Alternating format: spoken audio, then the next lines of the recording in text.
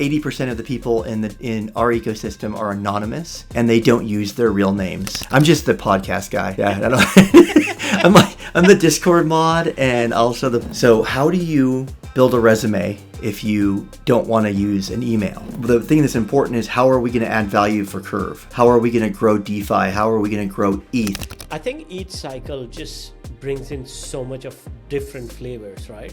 What Llama NFT is currently doing and what's the goal over the next 6 to 12 months. Considering what's been happening around with meme coins and the attention, I think each cycle just brings in so much of different flavors, right? It's hard for people to focus on what's the really valuable and what's just the noise. The noise could be good. People can make lots of money, a lot of volatility, but that does not mean that there is a value over there. Would it be fair? I mean, yeah, it's fair. I mean, there's, I can't even keep up.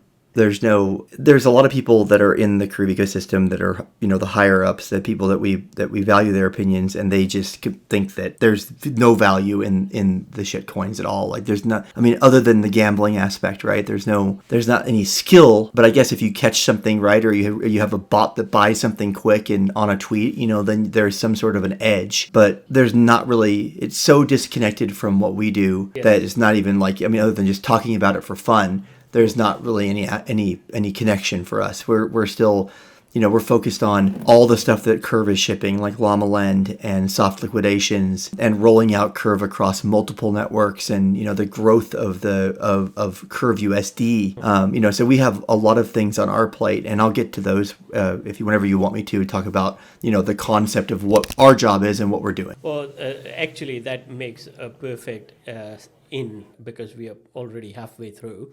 So probably let's jump into what Llama NFT is currently doing and what's the goal over the next 6 to 12 months. Okay, great. So the token or the NFT itself gets you, on Discord, and you get into gated channels. Like every NFT project does this, where you have some kind of a wallet connection, like a guild XYZ or whatever that checks your wallet to make sure that you have the token, and then it promotes you to a different role, gives you a role in the Discord that allows you to see private channels. And our private channels, inside of there, we have a section right now that is called badges in production. And the entire concept of, aside from our treasury, the treasury is yield bearing that gets delivered to the token holders, right? So it's like that's the idea. That's a standalone project. Like the treasury grows, it creates yield, and the yield is going to be distributed to the token holders. We're working on the project for that right now. We have the contract is written, and we're getting ready to have that audited and then be able to turn on the switch to be able to deliver yield to the holders. So if you could hold the token and just do nothing but collect the yield from that if you wanted to. Just to correct, when you are saying token, that means Llama NFTs, yes. Right? Yeah, so I speak about it as if it's just a coin, right? Yeah. But the NFT, so the NFT is yield bearing or going to be yield bearing shortly. So that is one aspect of the Llama NFT.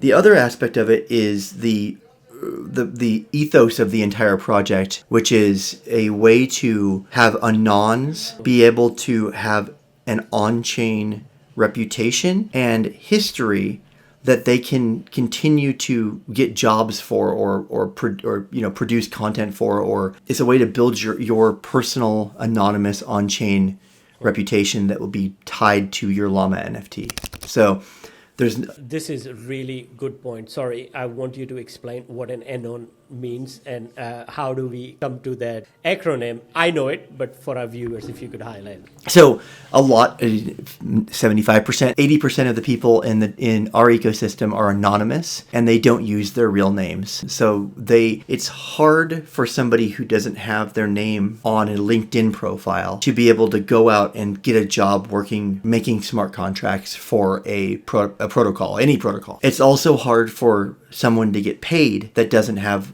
a name or doesn't want to divulge their name even internally to a protocol or to a company. So our idea was that there's, millions of people in the crypto sphere that don't want to have their names divulged, and they want to be able to still be able to take part in doing jobs or having, gigs or whatever. And so what we did was started this job system inside of our NFT project. So we have and that's our main project of what we're building right now. But right now it's manually done by Hawthorne, who you met, and Panda, all the two CEOs or the two people that are running the project. I'm just the podcast guy. Yeah, I don't. I'm the Discord mod and also the guy that does the show. That's my main responsibilities.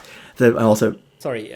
I feel like, it's very important. What you just said is so important. So it's, I value that even though I'm not Anon, right? You can see me, not all of our viewers can see me every week. But I also respect privacy. If someone does not want to come out in open and they still want to contribute and work on a project, they should get an opportunity to do that. So I respect that. Thank you. I don't really have a choice in the matter. I mean, there's not we don't just interview people and be like, hey, you want to come in here and not use your name? It's just kind of assumed almost in the Convex groups and the Curve groups. It's just kind of the way it is. And it's really, it's normal. It's almost to the point to where when somebody uses their real name and they're like you and they're on camera, it's kind of weird. So you just kind of get used to it. I don't know if it's Stockholm syndrome or what it is. So we decided that there was a bunch of untapped talent in our group, in our extended group of Curve, that wasn't being used and wasn't able to find an outlet because they didn't want to dox themselves. So how do you build a resume if you don't want to use an email, right? That was the idea. What do you do? How can they own something on a wallet, on a ledger or a hardware wallet or whatever, wherever they hold an NFT, where we can attach their reputation, their skill set, their quality of character, or the fact that they don't rug people, right? Or the fact that they're good actors. How do we attach that to an NFT? So the idea was the badge system. So the concept for us is that we remember the POAPs that were super trendy in 2017? Yes. They're soul bound, these soul bound little tinker, little tiny badges that show that I was at, Consensus Disrupt, or I was on a call with ICP when they launched a new project or whatever. So the idea was that we would drop badges or attach badges to the Llama NFT that becomes your on-chain reputation. That becomes that NFT, that picture of the llama is you, and all of your resume is attached to that NFT. And that NFT is portable, and you take it with you wherever you go. We've done so many. We've done 22 or 23 badges, maybe more, for Polygon. Yes. They've been the biggest one that have really supported us in the bounty program, and all the Polygon jobs usually kind of oscillate between $5,000 and $8,000, and it's almost always smart contract work. It's almost always bridge work. You're always doing something that's connecting the Polygon network to the rest of the world. You're literally building the base of the Polygon ag layer. The two guys from Polygon, their biz devs, came on and did a couple shows with us, and they said, yeah, the llamas are building the back end of Polygon. We don't have enough people here to do it, so we just bounty you guys to do it. And it's just incredible that we were that involved with their rollout of the ag layer, and some really, tough stuff, and solved some new problems that hadn't ever been solved before. And so those people that filled those bounties, then they receive a badge that shows that they are proficient in smart contracts that deal with bridges, for example. So, Cogsy, can I interject over here, just so we can make an understanding for laymen? Basically, Llama NFT is building a job profile like LinkedIn, or a job marketplace where people can post their jobs and people can get the job. And it also provides kind of a certificate on completion to certify that, hey, XYZ Llama holder has done a job, and this is a certificate to prove what kind of job they have done. Would that be fair in summing it up? Absolutely. That's a perfect description of our vision and what it is currently, with also getting the yield, the background from the treasury. You're also a 1,111% owner of the $3 million treasury. So there's also that in the background. And it's collectible. So there's, you also have the fact that they're all one of ones, they're all unique, and it's a collectible NFT, and they've been holding their value pretty dang good. They're worth somewhere between $4,000 and $6,000 each. And so they're not cheap, and so but the real purpose, like how are we a value add? That's the question that I think is important. Not like, how is the floor price, what's the treasury doing, how much yield is this thing going to throw off? Like, I don't feel like that's important. I think that anybody can do that, right? Like, the thing that's important is, how are we going to add value for Curve? How are we going to grow DeFi? How are we going to grow ETH? How are we going to show the world that the ETH roadmap of being able to scale through L2s is a real vision that can happen.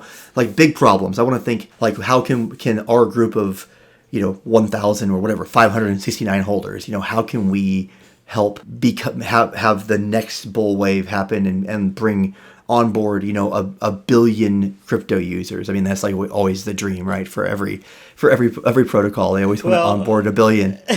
Well, that's my goal as well, to help reach out to as many people, explain them, educate them through this podcast, right? So this is an ideal reason why, because I've been part of Llama in my own way from pretty inception point of starting point, I would say. And this is my opportunity to make sure that I can, as I said again, as I said before, right? Just repeating myself, we've done a whole podcast on what Llama NFTs is. So for everyone listening out over there, do dive into it. There is a lot of value and there is a lot of interesting creative advancement that is happening in Web3. And Llama is at forefront of that development. So thank you for that. I really appreciate that, Cogsy. Now, what I want to do is we've got last 10 minutes. What do we expect in next 6 to 12 months? Okay. Sorry, I never got to the, like, where are we going part. So you get the overview, they understand the concept. Now, the jobs system or the badge system and the bounty system need to be permissionless. Yes. That is the ultimate vision. Like you said, 6 months, that view. You cannot have intermediaries. You can't have me, Hawthorne Panda, sitting there manually taking the badges from Polygon, creating breakout rooms, setting up the connection, onboarding new talent, then eventually paying the bounty to the coder who does the work. All of that is going to be permissionless, and then that will allow us to scale also. And that's the app that we got a grant from Curve on January 1st, starting January 1st, and that was the app that we are granted to build. So that is how we're currently operating, and our purpose is that we are creating the bounty and badge app for our platform that is going to allow this idea to scale to however big it needs to get, because there's no longer going to be people's hands that are manually doing all this. And then your badges, like you said, certificate of completion, that badge is imprinted, delivered to and attached to your Llama, and then you can immediately sign up through the permissionless system for another job or another bounty. And since you have proof that you are proficient in smart contracts or front-end development or Twitter stuff, like, I mean, you can think of it in any way. It could be anything that's related to the DeFi ecosystem. It could be one thing that I was excited about a long time ago was yield farming. Like, being able to say, okay, I'm a guy that's got a bunch of money, but I can't code. And like, I can go get a Llama, get a badge for being a liquidity provider for bootstrapping new projects. And they know I'm a good actor. And I follow through and I'm helpful to new protocols starting. And so a person like that can just go in and just, drop in money into the LP, just grow the LP and, get a badge for each one of them. And it shows that they're a good actor. So ultimately, like you said, 6 to 12 month view is continue to survive.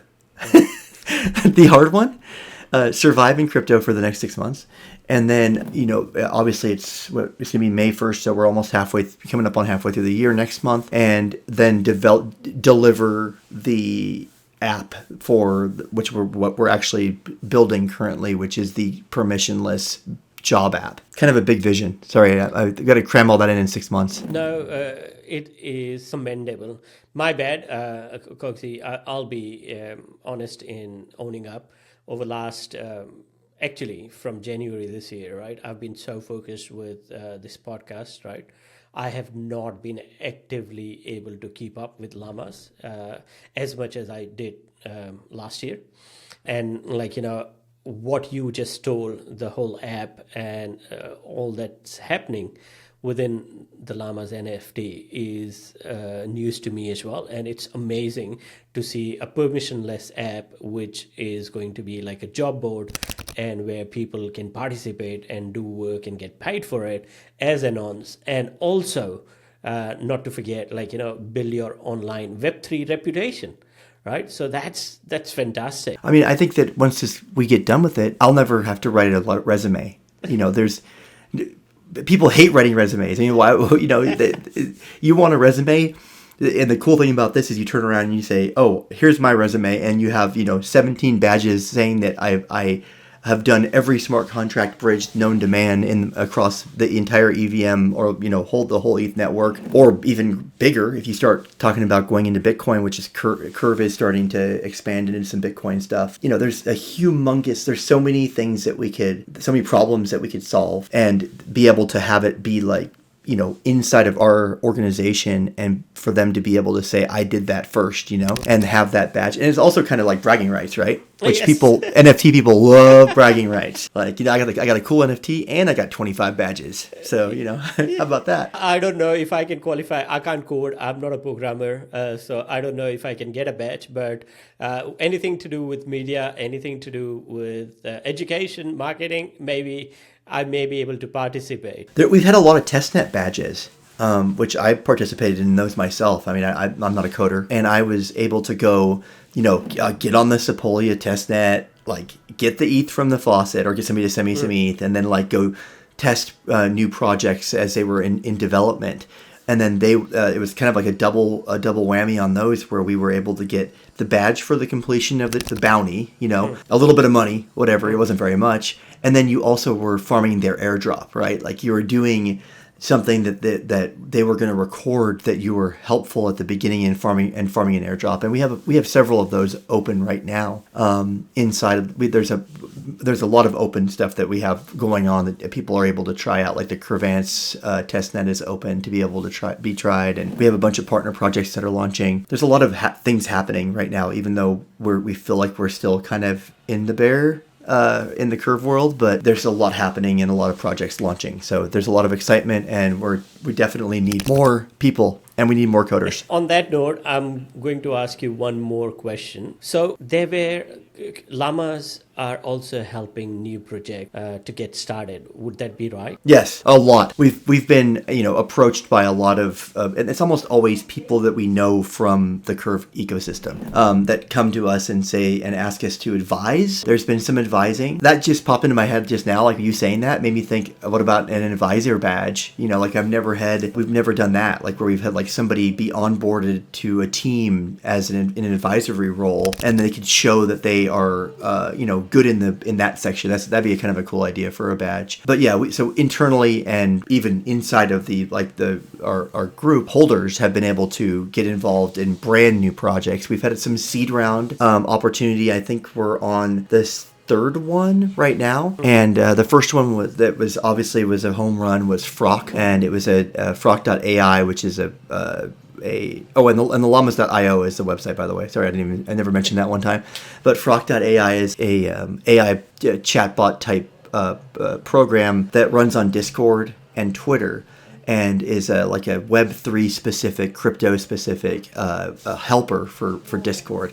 And that's in the middle of production, and all the llamas got a chance to be in the seed round, and it's been a huge home run. So now everybody's like frothing at the mouth for the next seed round. I missed that. As I said, I've been so consumed by what I'm doing, but I was able to jump onto the Discord and try it out for myself, which I did a couple of weeks ago, and I was really fascinated to see the answers it came back with. So I'm looking forward to that. And is there any other project, Llamas as a group, trying to help get on board or maybe start up? There's right now there's a seed round open for Tsunami. It's a Omnipool program. I had them on our show a few weeks ago. So it's another Curve layer built on top of Curve liquidity pool concept, and they're doing a seed round where if you have a Llama, I think yesterday, if you had a Llama, you got snapshotted, and then you're able to put up some money into their seed round to be able to lock down some initial tokens when they do their TGE. So Tsunami's definitely, we've been talking to them a bunch. Napier has been really involved, and I've done 2 shows with them, and there's a lot of them in our inside of our Discord and talking constantly. They're an exciting project that's starting up. They've done seeds before and gotten a lot of money from C2P, from Convex, and from Mitch, and they have a real bright future. Everybody's excited about them. Their concept is they want to bring liquid restaking tokens to Curve. Like that's the big, and that's trendy right now, right? That's exciting, and it's funny that you mentioned Rocket Pool at the beginning, because I haven't thought about Rocket Pool in like 6 months. Haven't even crossed my mind, right? Because all we talk about is restaking. We don't talk about LSTs. Like it's now the next level. Like we've moved past Rocket Pool, but so there's a lot of excitement how can Curve get involved in restaking, and so that's Napier. I don't have my Discord in front of me with like the list of there's so many rooms that we have, so many project rooms, and Polygon, obviously huge projects with us. They're big supporters, and then they everything obviously flows back to they're almost always Curve centric. Right, like everybody who's on board with this is betting on the Curve ecosystem being able to grow and succeed, and the token price is not always a good indicator of how successful something is. If it's not trendy, it's not hip right now. But I think we've got a bright future. No, that's amazing. I think I think one episode wouldn't be enough. I would love to do probably down the road once again, just to update on all the achievements and all the workings that Llamas have been doing so far and in future. So thank you, and thank you for your time and effort, Cogsy. I really appreciate that.